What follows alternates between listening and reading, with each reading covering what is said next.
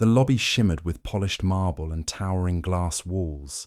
Everyone looked like they belonged in a luxury magazine. Silk gowns, tailored tuxedos, laughter that echoed too loud and sharp. But Ava Mitchell didn't shrink. She walked in wearing faded jeans, worn leather boots, and a tucked-in white button-down, sleeves rolled to her elbows. Her hair was pulled back into a low bun, neat but unstyled. She was, by all appearances, underdressed for a place like this. She paused at the center of the lobby, scanning the ornate signs that pointed to the event halls upstairs. Around her, heads turned, not out of recognition, but confusion. A woman in sequins whispered loudly to her friend, "Did someone forget to mention the dress code?" Laughter followed. Ava kept walking. Near the valet area, a group of women, elegant, manicured, dripping in designer labels, clustered by the champagne cart. They sipped and gossiped, their high heels clicking like a drumroll of judgment. Among them stood Jessica Vaughan, the bride-to-be, radiant in her rehearsal dinner ensemble. White lace, diamonds, and the air of someone who believed the world owed her something. Jessica's eyes landed on Ava. They widened for a beat, then narrowed into a smirk. "Well, look what the tractor dragged in," Jessica said loud enough for her audience to hear. The group erupted in giggles. Ava approached calmly. "Evening," she said. Her voice was smooth, grounded. Jessica tilted her head. "Do I know you?" "Ava Mitchell. We went to school together. You used to call me Barn Girl." That got a louder laugh. Jessica faked surprise. "Right! How could I forget the farmer's daughter? What brings you here, Ava? Delivering vegetables?" More laughter, a cruel kind. One of the women chimed in, "I didn't know this place accepted walk-ins from the cornfields." Ava smiled politely, ignoring the sting. She handed a valet card to the young man behind the stand. "I was invited," she said, steady as stone, "by the building manager. We're working on a rooftop greenhouse project." Jessica snorted. Of course, still playing in the dirt. Then it happened. The valet sprinted forward. A moment later, a matte black Porsche Cayenne glided around the corner, engine humming like a panther. The paint shimmered under the lights. The car purred to a stop right in front of Ava. Gasps, eyebrows raised. Champagne glasses paused mid-air. The valet opened the door with a respectful nod. "Your car, Mum." Ava stepped forward, slowly, deliberately. She turned to Jessica, eyes calm, voice soft. "We all grow from somewhere, Jessica. Some of us just grow better roots." And with that, she got into the car. The door closed with a smooth click. As the Porsche pulled away from the awestruck crowd, the only sound left was silence and the subtle crunch of egos under designer heels. The smell of damp earth and wood smoke lingered in Ava's memory like a second skin. She had grown up on the edges of town, on a piece of land most people didn't even glance at unless they were speeding past it on their way to somewhere better. Her father, Charles Mitchell, worked the soil with calloused hands and a quiet pride, raising Ava alone after her mother died of a sudden illness when she was 5. Their farm wasn't much, just rows of vegetables, a rickety barn, and a porch swing that creaked in the wind. But to Charles, it was everything. To Ava, it was home. She remembered the whispering looks in town, the way the local kids would wrinkle their noses and ask if she smelled like cow manure. At school, she kept to herself, books always close, heart guarded. The lunches were the worst, eaten alone under a tree while girls like Jessica Vaughan and her friends mocked her from their polished lunch tables. "Dirt girl," they'd snicker, flicking crumbs her way. Jessica led the pack with cruel precision, lip gloss perfect, insults sharper than her manicured nails. She'd wrinkle her nose at Ava's thrift store clothes, ask if she brushed her hair with a rake. It stung, but Ava never cried, not in front of them. Her father had always told her, "Let your roots grow deep, Ava. The storms won't pull you out that way." She held on to that. Years passed, and Ava did what no one expected. She left town, not in shame, but with a quiet plan. She earned a scholarship to a state university, majored in agricultural science, and built her future not in spite of her rural past, but because of it. It was in college she met Eric Coleman. Eric had a confident smile and a mind for business. He loved her work ethic, her intellect, her unshakable sense of calm. For a while, He was everything. Supportive, attentive, charmed by her quiet fire. But then he asked to meet her family. She took him home one weekend. The visit was brief. A farm tour, dinner on a mismatched table, and her father telling stories of growing squash and saving seeds. Eric smiled tightly, left early the next morning. He never called again. No explanation, no goodbye, just silence. That silence had echoed for years. Now, at 29, Ava was the founder of Rootrise Solutions, a consultancy focused on sustainable agriculture. She worked with urban rooftop farms, converted abandoned lots into green markets, and supplied premium grocery chains with ethically grown produce. Her work fed hundreds, created jobs, and changed food systems, yet she rarely spoke about it outside her circle. Ava wasn't in it for applause.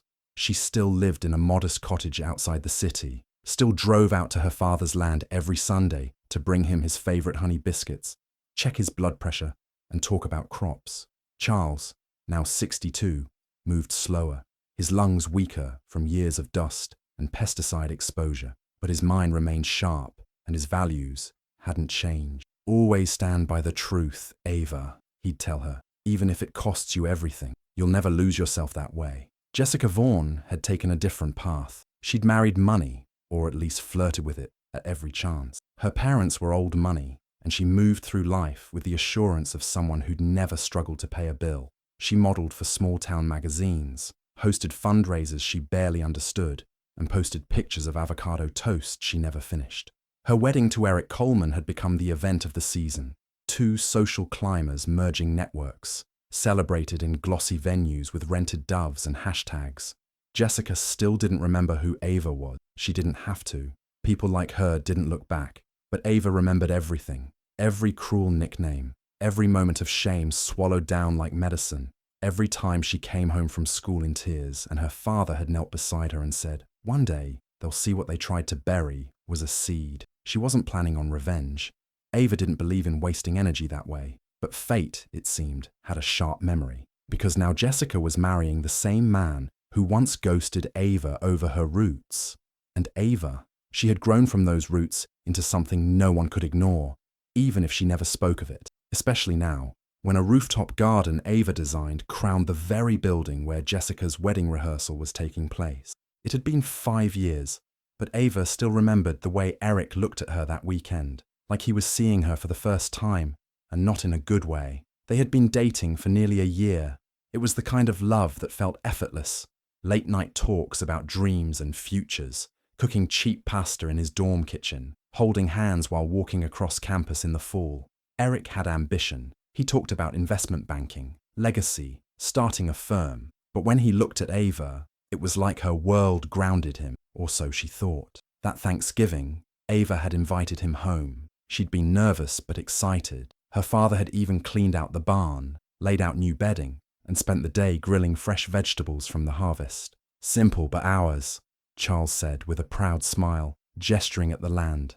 Eric nodded, tight-lipped. Dinner was quiet. He picked at the mashed potatoes, complimented the homemade cider, and excused himself early the next morning, blaming a work call. 2 weeks later, Ava's texts started going unanswered. Then his number stopped working altogether. No warning, no explanation. She'd been ghosted completely. The silence hollowed her out. She cried for days, not just over Eric, but over what he saw, or refused to see, in her life, her father, her home. She buried the pain and turned it into something else: fuel, growth, grace. Now, 5 years later, Ava stood in the high-ceilinged ballroom of the Riverton Plaza, a place she'd only come to because of a client, one of the vendors she partnered with for an urban orchard launch.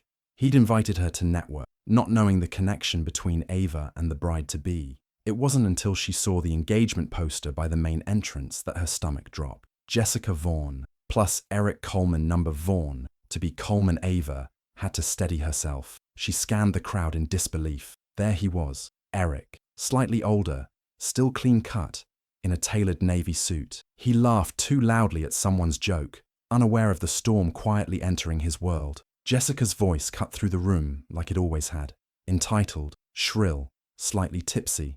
"Wait, is that Ava Mitchell?" she asked, smirking. "Oh my God, it is you." A few heads turned.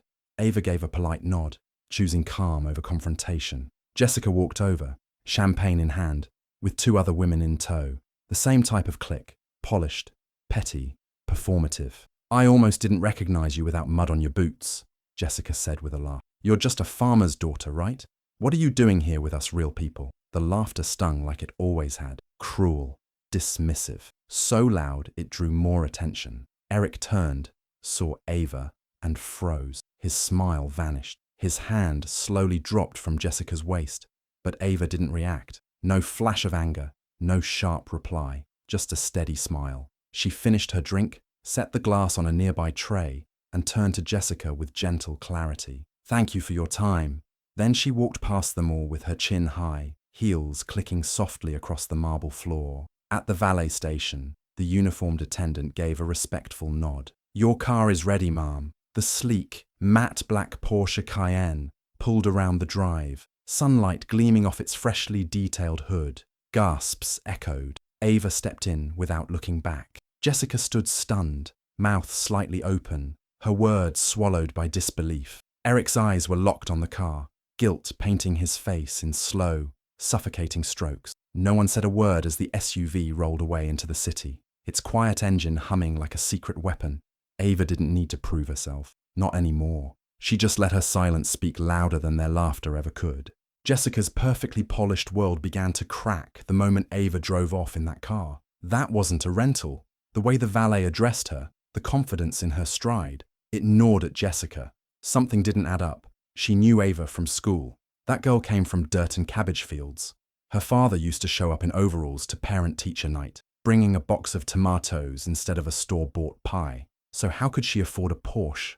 And those shoes? Louboutin, subtle but unmistakable. Jessica obsessed. That night, she searched online for Ava Mitchell. No wedding photos, no wife of Instagram bios, no mentions of lottery wins.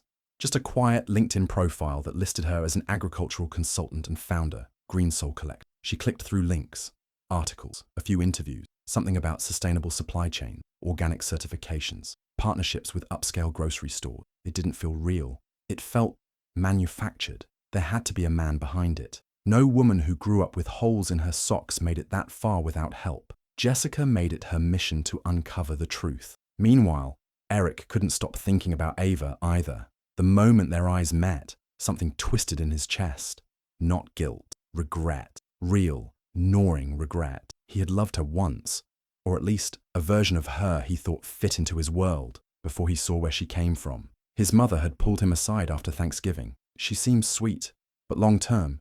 Really, Eric, you have a legacy to build. He was young, foolish, and scared of being laughed at the way people had laughed at Ava. But now she was successful, poised, powerful in a way that made everything around her dim. He sent her a message. It sat unread. He tried again, this time more personal. A short, honest apology. "I made a mistake. I shouldn't have left. I was wrong to be embarrassed. I never forgot you." She didn't respond, but she read it. He saw the scene mark and waited like a schoolboy watching the clock. When Ava finally replied, it was one sentence. "Thank you for confirming what I already knew." And yet, she couldn't deny something stirred. Not affection, but a storm of emotions. Was part of her fire, her obsession with proving herself, with building something impeccable, fueled by wanting to make him sorry. Was his abandonment the scar that became her blueprint? Her father, Charles, noticed the shift in her. She'd been working later, talking less. When he asked, she just smiled and brushed it off. But one afternoon, as they sat on the porch watching the horizon turn gold over the fields, he spoke quietly. "Let go of whatever you're holding," he said. "Anger's like rust. It'll eat the best parts of you from the inside." Ava stared at him. He looked tired, his breathing shallower lately. His hands, once so strong, now trembled as he reached for his tea. "They humiliated you. They threw you away," she said softly. "And yet," he replied, "here you sit, built from the very soil they mocked. People can mock your roots, Ava, but not your fruits." The words stayed with her, but peace wouldn't come easily. 1 week later, Ava's office assistant called her in a panic. "We just got served," she said. "It's a formal inspection notice. They're reviewing our certifications. Someone filed a report accusing us of violating agricultural safety regulations." Ava froze. The notice bore the logo of the state agricultural department. An anonymous complaint had been filed, claiming Greensol was using unapproved chemicals and misleading buyers about organic claims.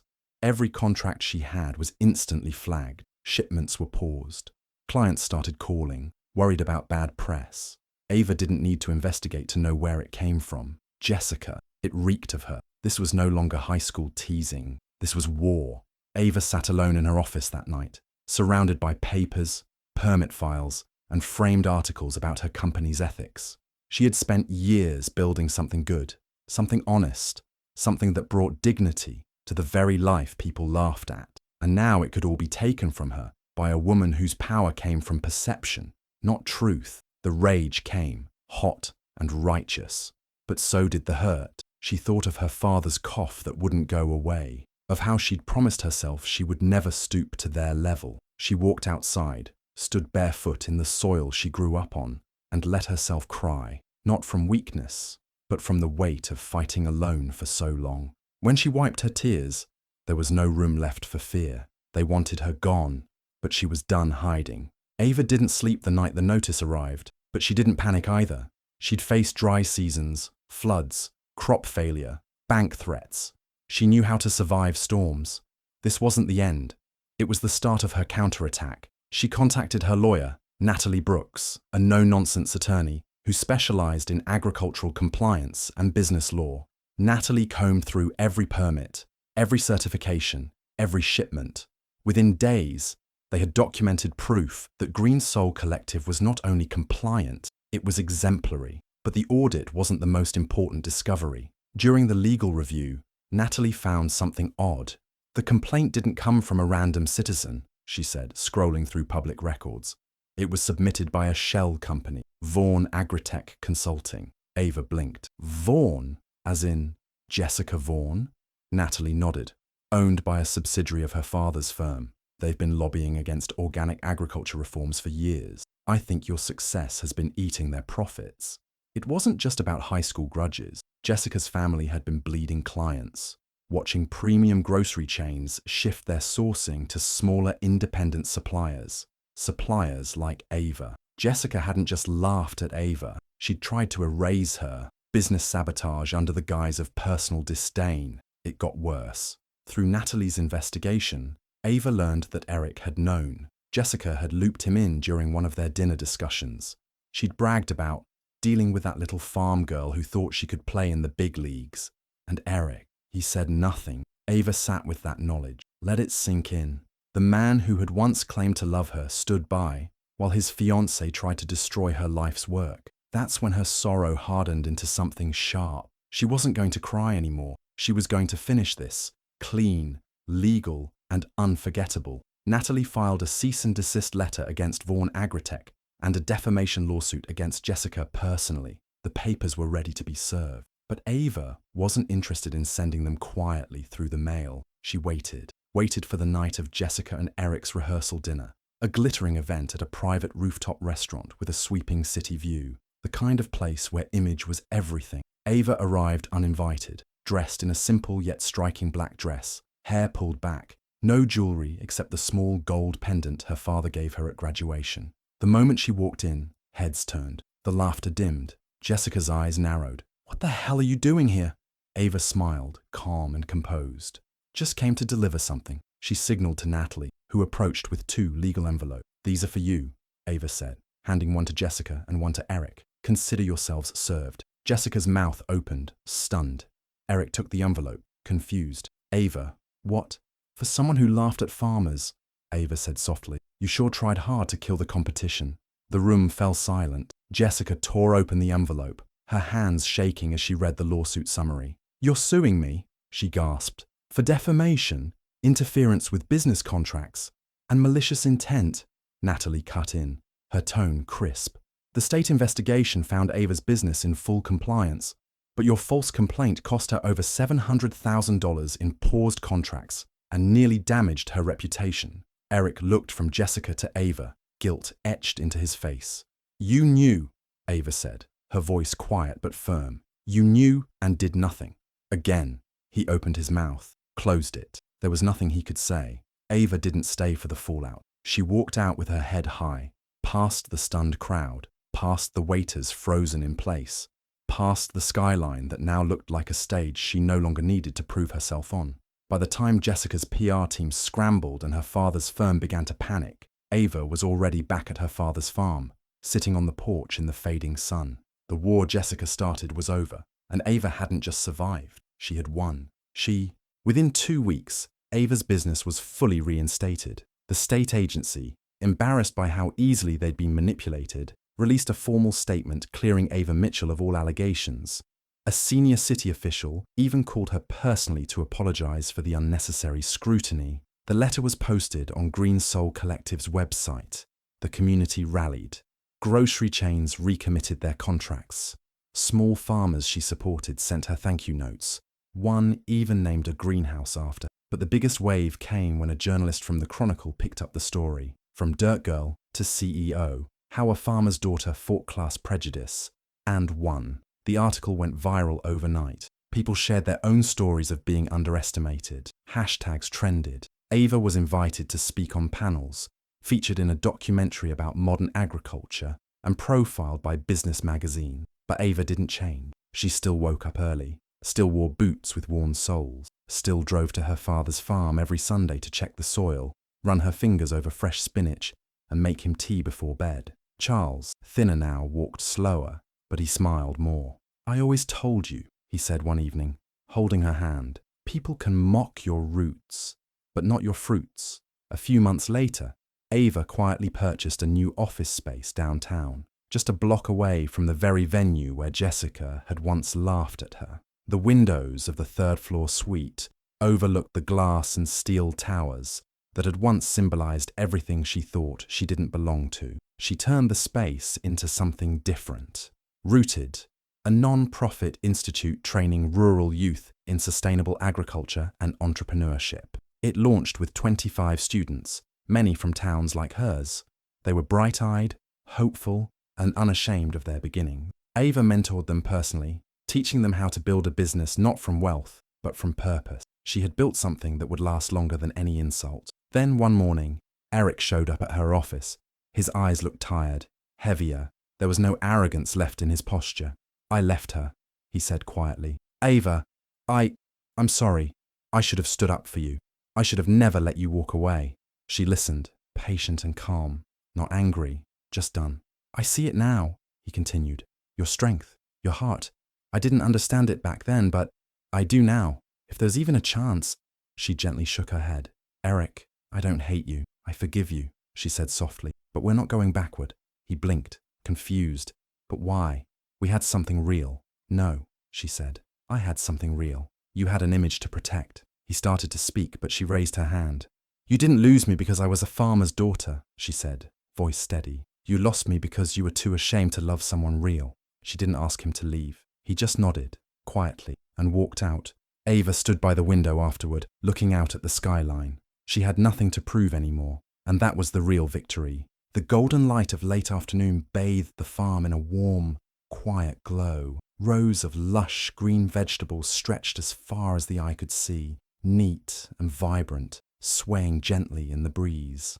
Ava stood at the edge of the land, her boots rooted in the soil that had once been mocked, now a symbol of her triumph. Behind her, on the porch of the old farmhouse, Charles sat in his rocking chair, wrapped in a light blanket, a smile tugging at the corners of his mouth.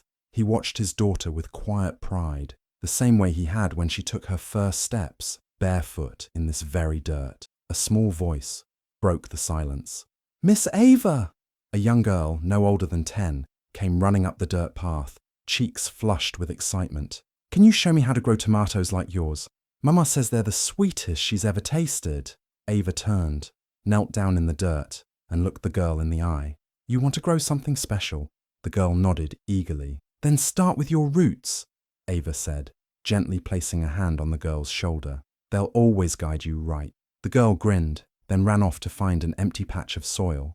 Ava stood slowly, brushing her hands on her jeans. She looked once more at the land, the same land that had fed her dreams and broken her heart and carried her forward all at once, her past and future, stitched together with every seed. Later, as dusk settled over the fields, Ava slid into her Porsche. She took one last glance in the rearview mirror at the farmhouse, where her father still waved from the porch. Then she started the engine. The car moved smoothly down the gravel road, headlights cutting through the fading light. Ava drove back toward the city, not to prove anything, not to chase anyone, but simply as herself, calm, powerful, and finally free. Hi besties, thank you so much for watching to the end. Please remember to like, comment, and subscribe.